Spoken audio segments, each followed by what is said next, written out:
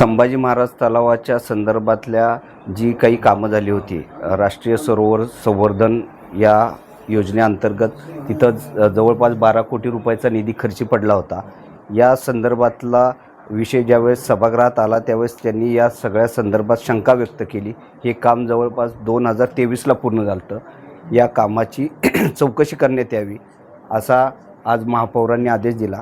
त्यानुसार आयुक्तांनी सांगितलं की आम्ही यापूर्वी याची एक समिती गठीत केलेली आहे।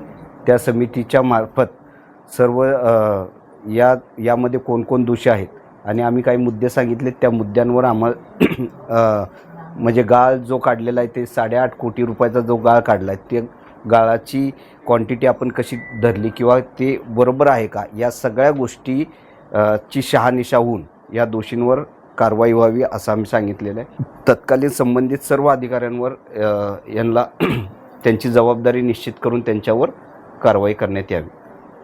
आणि त्याचबरोबर 60 कोटी रुपयाचा एक DPR तयार करण्यात आलेला आहे। त्या 60 कोटीतला एक पहिला जो टप्पा आहे तो पहिला टप्पा माननीय देवेंद्रदादा कोटे यांनी पाठपुरावा केलेला आहे आणि तो DPDCकडे पाठवण्यात यावं, तिथून तो निधी मिळू शकतो यासाठी सभागृहाकडे आला होता आणि त्या 5 कोटीच्या विषयासाठी आम्ही DPDCकडे मागणी केली।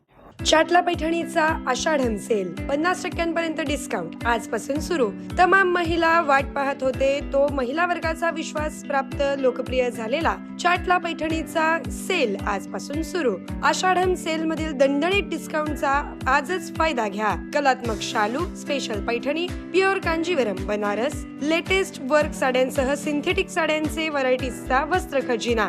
चाटला पैठणी सेंटर, चाटला चौक, सोलापूर। फोन 2 62 53 76 किंवा 98 22 11 94 01।